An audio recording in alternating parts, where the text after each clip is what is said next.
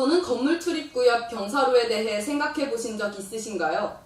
보행 약자를 위해 설치된 경사로가 실용적이지 않다는 지적이 나오고 있습니다.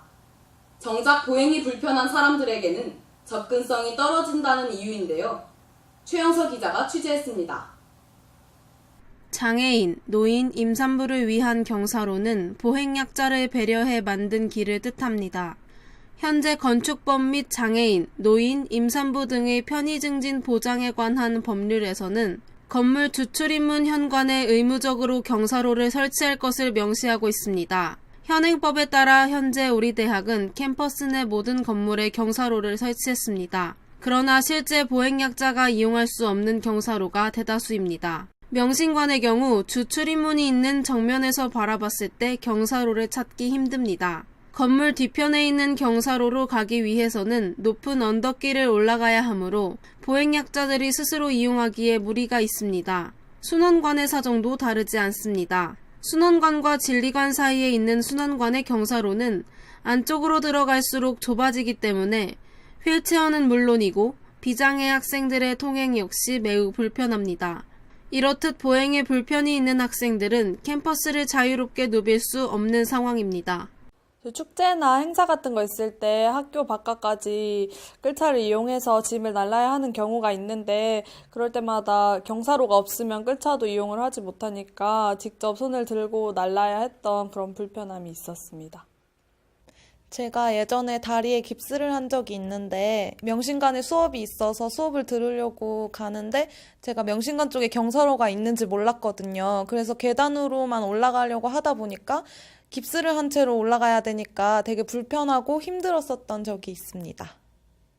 서강대학교는 2008년부터 현재까지 장애대학생 교육복지 지원 최우수 평가를 받았습니다. 32개의 건물 중 휠체어가 통행 가능한 경사로는 총 15개입니다.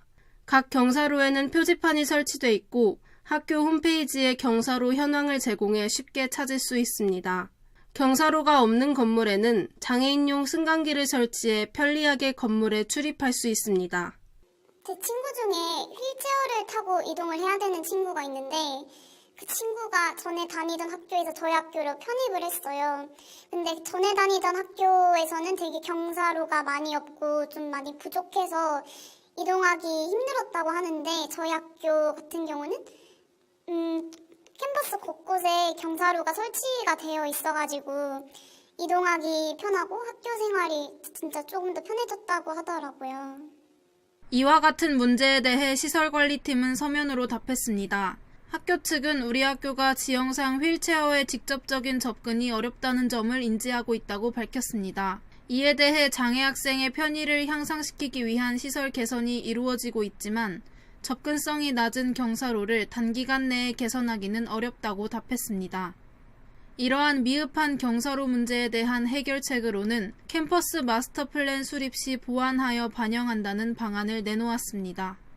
건물 내 경사로는 보행약자들의 이동권과 학습권을 보장하기 위해 존재합니다.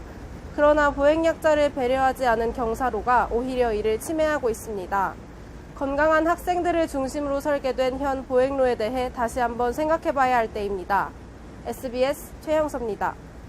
장애인에게 편한 길은 누구에게나 편하다는 말이 있습니다.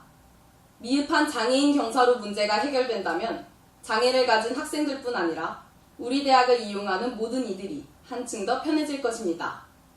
이상으로 SBS 리포트를 마칩니다. 순명인 여러분, 안녕히 계십시오.